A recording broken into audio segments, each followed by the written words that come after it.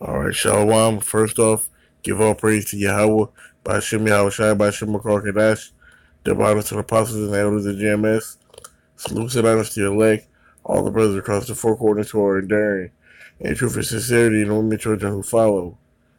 So, it's just a video I wanted to do on martial law, basically.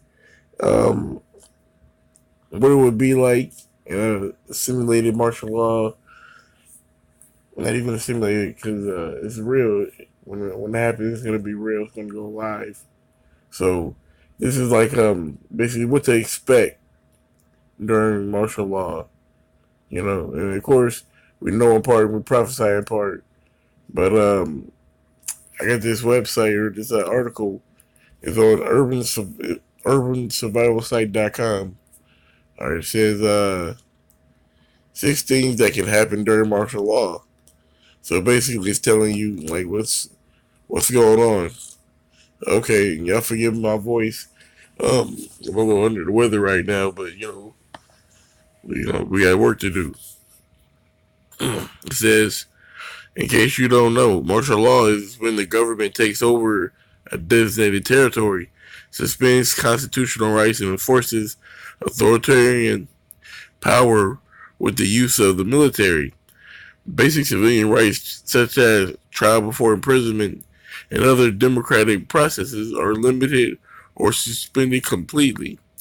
Every democracy has the potential for martial law. Martial law usually happens during something like a large riot, a terrorist attack, or a large scale natural disaster.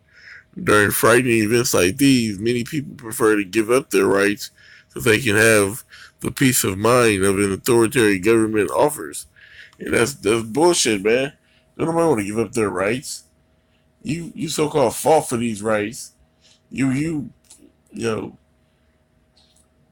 Americans get so butthurt these days about the littlest things. Oh, I have the right to do this. I have the right to do that. Don't name your child a boy's name. He has the right to figure out if he wants to be a girl. Y'all got all these rights, but y'all want to just voluntarily give them up. That makes no sense. All right, it says, who needs rights as long as you can feel safe from looters, right? It says the trouble is there have been instances where martial law has gone too far. In the video below, you'll see what happened during. It's like you'll see what happened after Hurricane Katrina. All right, so I've watched. We watch the video. Fuck it. See what they got.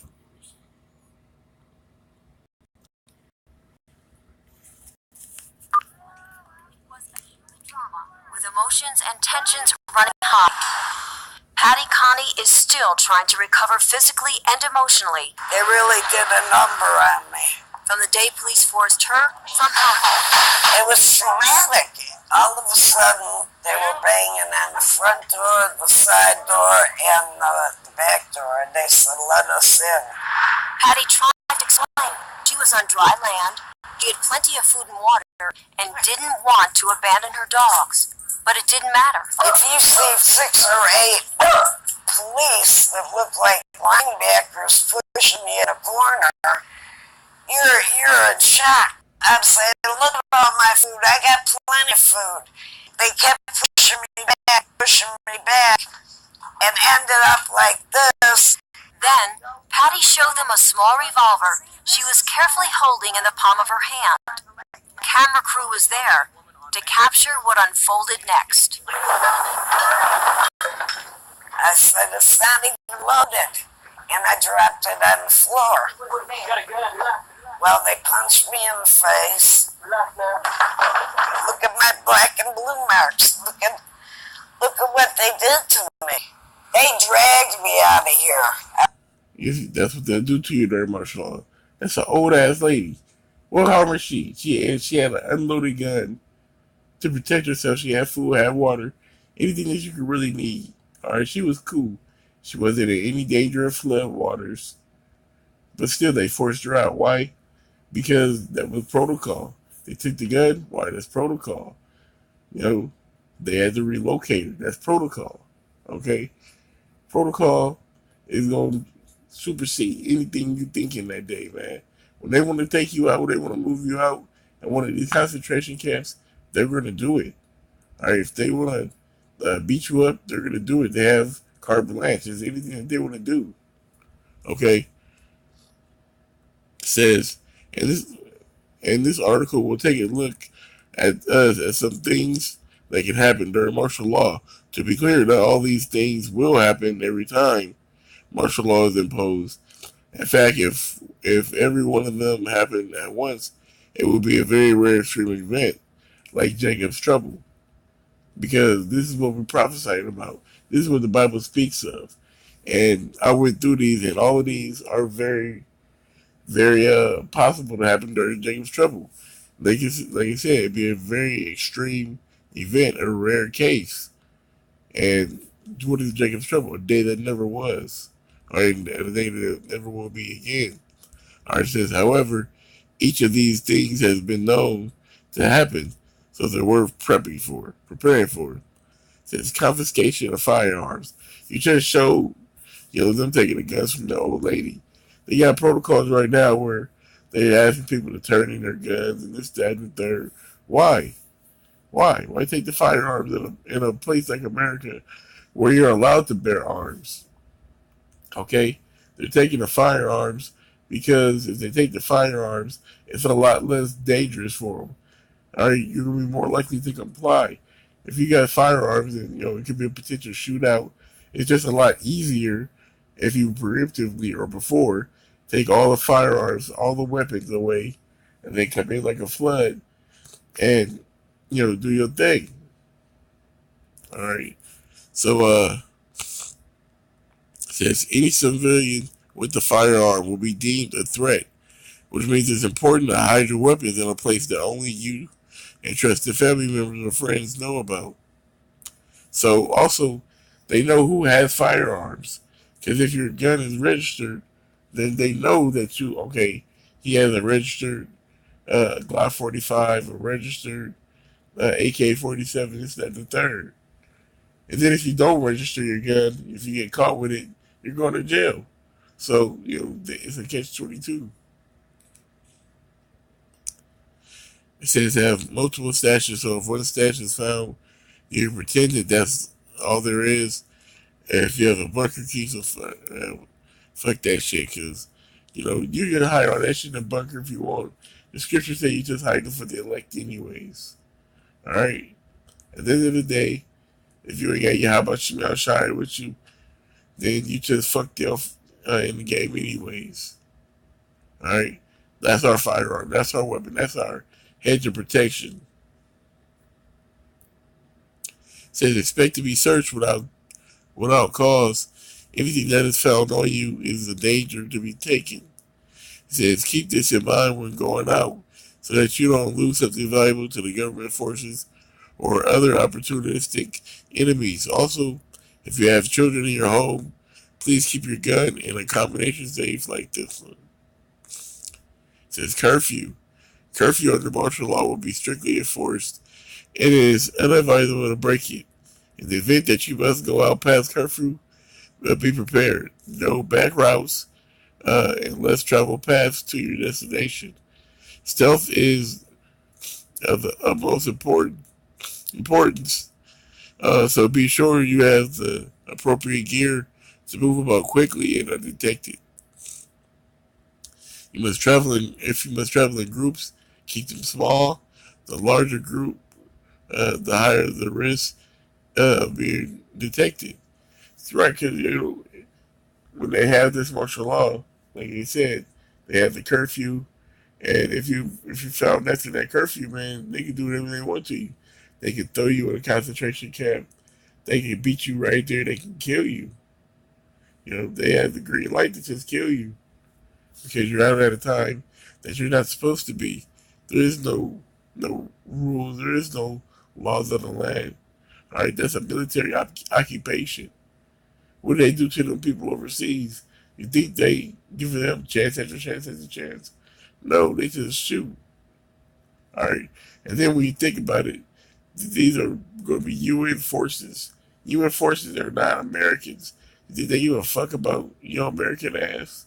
No, they just gonna shoot.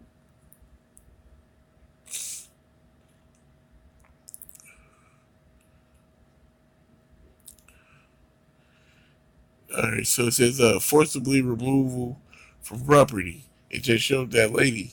Alright, when they come and they kick your doors down, going door to door, because they have that red list, green list, blue list, they already know what's up. They know whose door they're kicking down. They know what to expect. Is this person going to be compliant? Can this person be converted? Or is this going to be a problem child where we're going to have to possibly tie them up or even, beat them up or shoot them and kill them, whatever it is, they need to do. But they know that there's going to be people out here that are in trouble, people that aren't going to just comply to their ways of the New World Order. So, I mean, that's pretty plain right there. It says confiscation of food supplies along with your firearms. Military forces may choose to take your food supplies as well as other basic living essentials. If you have any medicine you need, hide it somewhere. Keep most of your medicine in your bunker, a little on your person, and the rest in a hidden location, in case you are unable to bunker down at the time. Well, then it says, while most people stock up on food supplies at home, it would be wise to have a good stock of food and water in a well-prepared bunker. Homes are easy targets and may be raided for supplies by military forces, leaving you high and dry, as well as dependent on the government for your next meal. Yeah, because it's going to be a famine.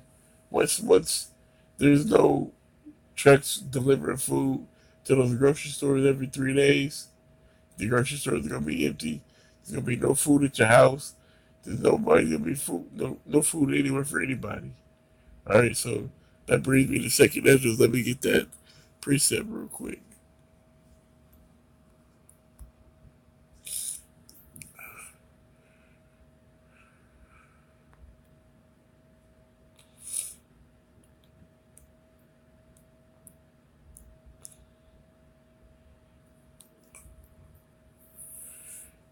Yeah, this is second Ezra 15. Let me see. This is I'll start at verse 11. It says, "But I will bring them with a mighty hand and a stretched out arm, and smite Egypt with the plagues as before, and I will destroy the land thereof. Egypt shall mourn, and the foundation of it shall be smitten with the plagues and punishments that the Most High shall bring upon it. They that till the ground shall mourn, for the seeds shall fail through the blasting of hell and the fearful consolation." All right, so that's all the crops and all that. You're not gonna be able to pick the crops. All right, you're not gonna be able to benefit off all the plants that have been planted that people like made grain and all that other stuff out of. You're not gonna be able to take advantage of it.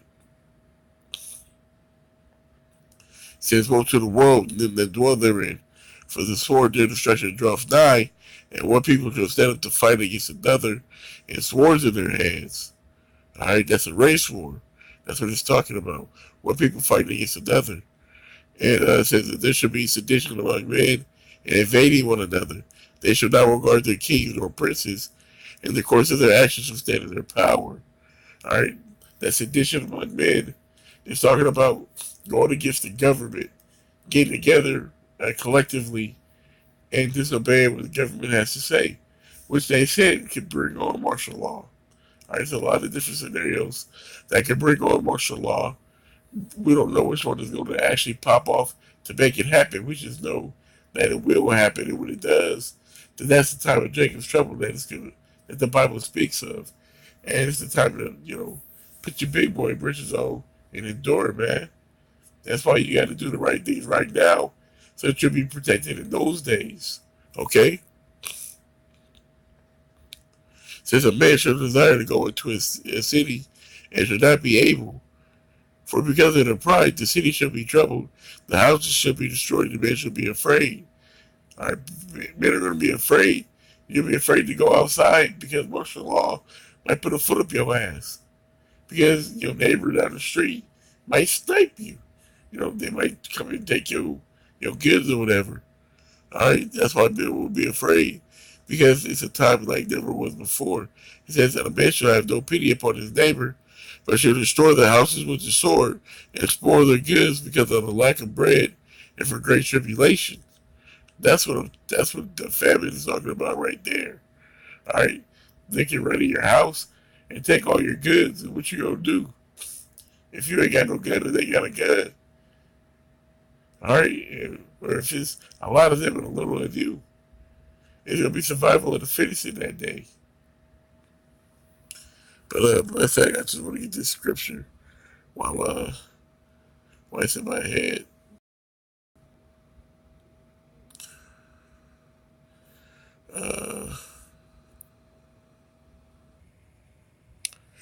All right, this is Isaiah 59 and 19. It says, "So shall they fear the name of the Lord from the west, and the glory from the rising of the sun.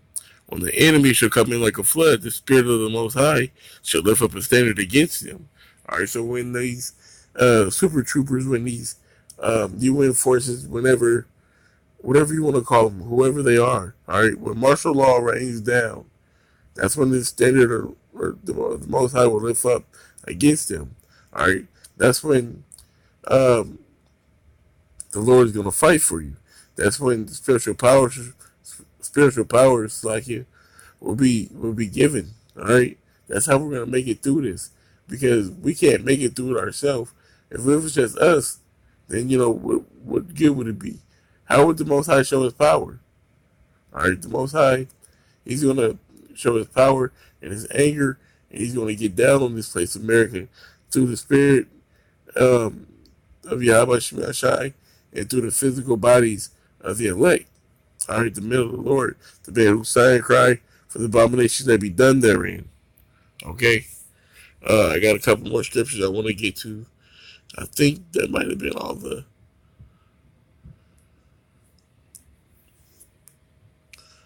topics. I'm gonna go back and check in a second. This is Isaiah 51 and 19. It says, "These two things are coming to thee. Who shall be sorry for thee? Desolation and destruction, and the famine and the sword. By whom shall I comfort thee?" Okay? So all of that's going to come during martial law. All that's going to come during Jacob's trouble. All right? The desolation, destruction, of course, the famine, the sword, the modern day gun. You're going to face all that. That's going to be like a war zone. All right?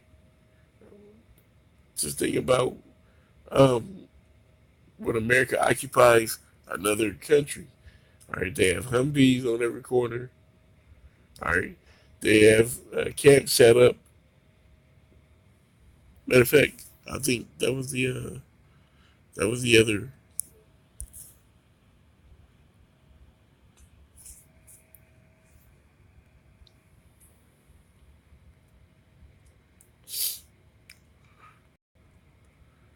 Yeah, bear with me. Yeah, it's like it's Satan trying to fuck with me, but I ain't gonna let him stop this word. All right, it says this is the sixth event. It says detained or imprisoned at will. It says for whatever reason you may be imprisoned by military forces without provocation. They may find you suspicious or threatening, or mistake you for someone else, or just hate your face. You see, you don't even need a reason, especially if you Jake. They might just hate your face and want to fuck you over. The best thing to do under military law is to stay out of sight. Never draw attention to yourself. In the event that you are in the presence or confronted by government forces, always act as a good citizen should. Be ready to be obedient until you can slip away. I'm just letting you know right now that they're not going to get no fuck. They're not going to care. All right, if they want you, they're going to come and get you. They're going to snatch you up. You're going to a concentration camp. All right, and then that also leads into the chip. All right, you can be susceptible for the chip because they're going to be giving them in those camps. All right, if they're trying to do like a reset of like the money system we did the video on the debt. That debt can cause the dollar to crash, which can spiral off into martial law, and the chip with them trying to revamp the money system through, like I said, the chip. I got a couple more scriptures that I want to get, and then we'll end it with that.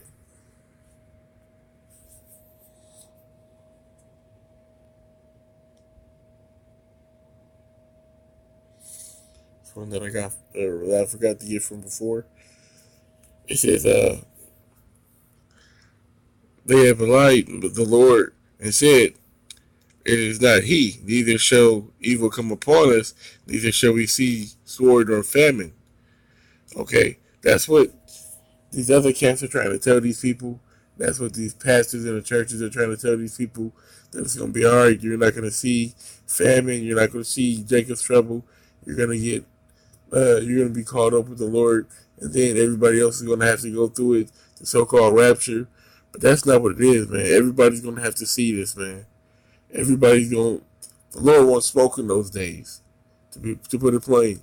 He won't smoke, and only the men of the Lord is going to be exempt. But not even all of them, and I'm going to get a scripture for that, and I'm going to end it. All right, let me see.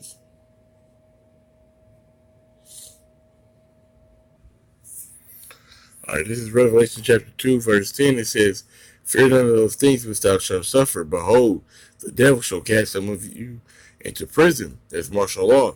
That's what we're just talking about. Them throwing you into a concentration camp. It says that ye may be tried, and you may have tribulation 10 days. That you might be tried. What are they trying you? They're trying your faith. They're trying to see if you're really a man of the Lord. Are you going to take this chip? Are you going to eat abominable food? Or what are you really going to do when it's a dire situation and you ain't ate in 2-3 days and they got, this pig and a shrimp or whatever, some abominable food in front of you? What are you going to do? Are you going to conform? Are you going to eat it? Are you going to break down? What kind of man are you going to be in that day? That's what it's talking about. All right, it says, but you should have tribulation 10 days. It says what? It says, be thou faithful unto death. All right, whether they torturing you, whether they, got food in front of you, it's better to die of starvation than to, conform and eat some abominable food. It says, be thou faithful to death, and I will give thee a crown of life. Okay? That's what it's about. Being faithful unto death, and the Lord will give us a crown of life. So, in that day, we don't know who's going to get spiritual powers.